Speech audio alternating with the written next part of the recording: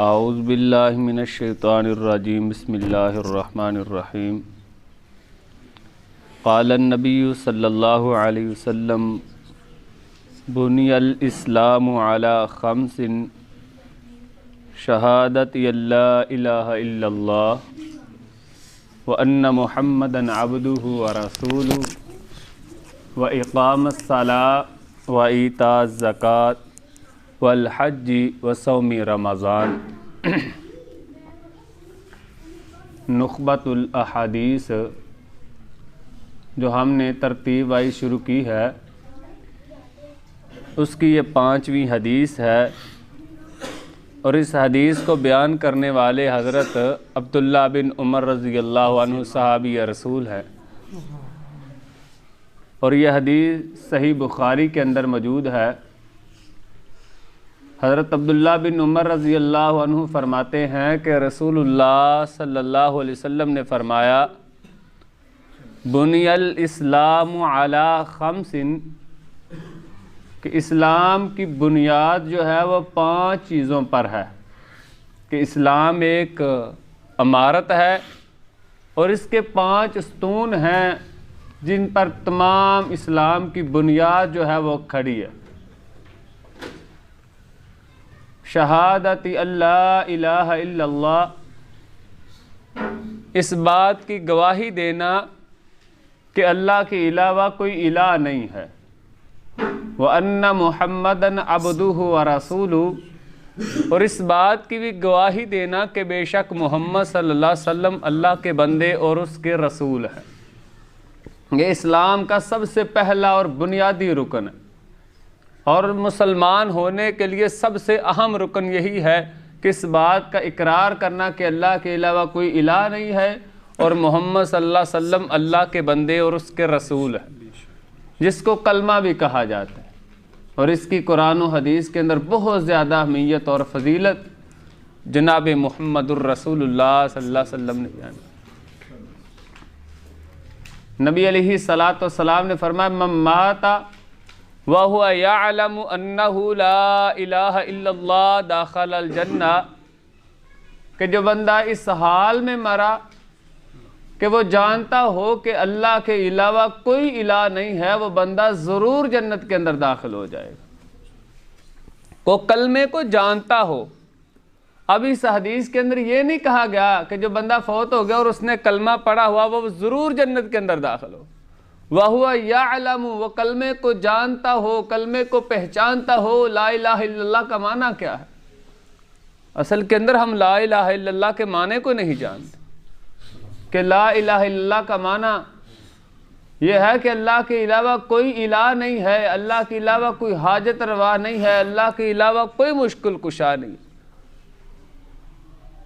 وَأَنَّ مُحَمَّدًا عَبْدُهُ وَرَسُولُهُ، اور محمد صلی اللہ علیہ وسلم اللہ کے بندے اور اس کے رسول ہیں، اس بات کی گواہی دینا، یہ پہلا اسلام کا بنیادی رکن ہے۔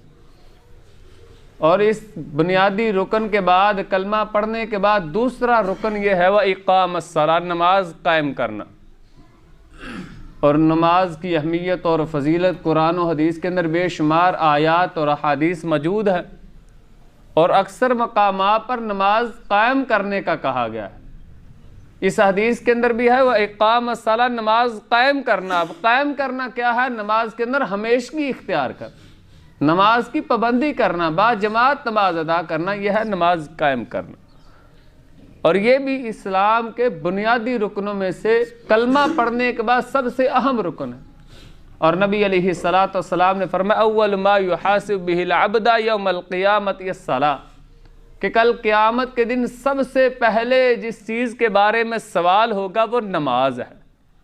اس حدیث کے آگے الفاظ ہیں جس کی نماز صحیح ہوگی وہ بندہ کامیاب ہو جائے گا، دوسرے سوال اس کے لیے آسان ہو جائیں گے۔ اب اس کے اندر یہ نہیں کہ جس نے پوری پڑھی ہوں گی، حدیث کے الفاظ ہیں جس کی نماز صحیح ہوگی، سب سے پہلے نماز کا سوال ہوگا، جس کی نماز صحیح ہوگی وہ بندہ کامیاب۔ صحیح سے مراد یہ ہے کہ وہ نماز جناب محمد الرسول اللہ صلی اللہ علیہ وسلم کے طریقے کے مطابق پڑھتا ہوگا۔ یہ نہیں کہ 5 پوری کرنی ہے بس، آیا کوے کے ٹھونگے کی طرح چند ٹھونگے مارے، سجدے کی اور سلام پھیرا چلے گیا۔ جس طرح ہمارے ہوتا ہے 5 پوری کرنی ہی چاہیے جی، بس جس طرح مرضی پڑھو جی، جدھر کوئی جیسے کوئی پڑھتا تو ہے نا، یہ بات نہیں ہے۔ پڑھنی بھی ہے تو نبی صلی اللہ علیہ وسلم کے طریقے کے مطابق پڑھنی ہے، ورنہ یہ کوئی نمازیں نہیں ہے۔ یہ پھر کیوں ہے جی جنج بھی پڑھتا، کوئی اتنے رکھ کے کڑے، کوئی تھلے پڑھے، کوئی چھڑ کے پڑھے، کوئی جنج مرضی پڑھے، کیوں پڑھے؟ یہ فرض ہے جس طرح اس طرح نبی صلی اللہ علیہ وسلم کے طریقے کے مطابق پڑھنی بھی فرض ہے۔ فرمایا صلو کما رأیتمونی اصلی، یہ حکم ہے نبی صلی اللہ علیہ وسلم کا، نماز اس طرح پڑھو جس طرح محمد صلی اللہ علیہ وسلم کو پڑھتے ہوئے دیکھا۔ اب آپ صلی اللہ علیہ وسلم نے کس طرح پڑھی ہے، حدیث کے اندر ایک ایک حرکت نبی صلی اللہ علیہ وسلم کس طرح نماز میں دیتے تھے وہ بھی موجود ہے۔ آپ صلی اللہ علیہ وسلم کس طرح کھڑے ہوتے، کس طرح رکوع کرتے، سجدہ کرتے، قیام کرتے، سجدے سے اٹھتے، کیا کیا تسبیحات پڑھتے، ایک ایک عمل جناب محمد الرسول اللہ صلی اللہ علیہ وسلم کا نماز کا حدیثوں کے اندر موجود ہے۔ تیسرے نمبر پر فرمایا والحج، اور حج کرنا، حج بھی اسلام کے بنیادی رکنوں میں سے بڑا اہم رکن ہے، اور حج جو ہے ہر صاحب استطاعت پر فرض ہے۔ اب استطاعت کیا ہے کہ انسان صحت کے لحاظ سے اس قابل ہو کہ وہ بیت اللہ جا سکتا ہو، واپس آ سکتا ہو، اس کے پاس مالی اتنا تعاون اور اتنی رقم موجود ہو کہ وہاں آنے جانے کے اخراجات اس کے پاس موجود ہوں، وہاں جتنے اخراجات انہیں، اور آنے کے بعد اس کے پاس اتنے پیسے موجود ہوں کہ آنے کے بعد وہ اپنے اخراجات چلا سکے، اس پر حج فرض ہے۔ اب ہم تو کسی کا اندازہ نہیں لگا سکتے کہ اس پر فرض ہے، اس پر نہیں فرض، فلانے پر فرض ہے۔ ہر بندہ جانتا ہے کہ مجھ پر فرض ہے کہ نہیں، اپنا حساب لگائے، جتنا حج پہ خرچہ آ رہا ہے اس کا اندازہ لگائے، اس پر حج فرض ہے، اور یہ زندگی کے اندر ایک دفعہ فرض ہے۔ وصوم رمضان، اس کے بعد نبی کریم صلی اللہ علیہ وسلم نے فرمایا رمضان المبارک کے روزے رکھنا، یہ بھی اسلام کے بنیادی رکنوں میں سے رکن ہے، اور یہ 5 رکن جو نبی صلی اللہ علیہ وسلم نے بیان فرمائے ہیں، ان کو ادا کرنا ہر مسلمان پر فرض ہے، اور یہ ہمارے ذہن میں ہونے چاہیے کہ اسلام کے رکن کتنے ہیں اور کون کون سے اسلام ارکان اسلام، اور اس کی تعلیم ہمیں اپنے بچوں کو دینی چاہیے کہ بھئی یہ بنیادی چیزیں ہیں، نماز، روزہ، حج، زکوٰۃ، کلمہ پڑھنے کی، وَإِقَامَ الصَّلَاةِ وَإِيتَاءَ الزَّكَاةِ، زکوٰۃ کا ذکر فرمایا 5ویں نمبر۔ اب زکوٰۃ بھی ہر صاحب استطاعت جس کے پاس اتنی رقم موجود ہے، جس پر زکوٰۃ فرض ہوتی ہے، سال گزر جانے کے بعد وہ زکوٰۃ ادا کرے گا۔ اب ان میں سے ایک بھی اگر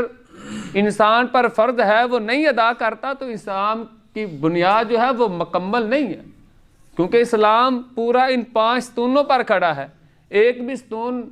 نیچے سے نکال دیا عمارت کمزور ہو جائے گی، خطرہ ہے کہ کہیں اسلام کی جو بنیادی عمارت ہے وہ نیچے نہ گر جائے۔ تو اس لیے کلمہ پڑھنے کے بعد نبی کریم صلی اللہ علیہ وسلم کی نبوت و شہادت کی گواہی دینے کے بعد نماز قائم کرنا، وَإِقَامَ الصَّلَاةِ وَإِيتَاءَ الزَّكَاةِ، تیسرے نمبر پر زکوٰۃ ادا کرنا، چوتھے نمبر پر حج کرنا، اور 5ویں نمبر پر رمضان المبارک کے روزے رکھنا، یہ اسلام کی بنیادیں ہیں جو ایک ہی حدیث کے اندر جناب محمد الرسول اللہ صلی اللہ علیہ وسلم نے بیان فرمائی ہیں، اور جو کتاب ہم نے شروع کی ہوئی ہے اس کی یہ 5ویں حدیث ہے، اور یہ حدیث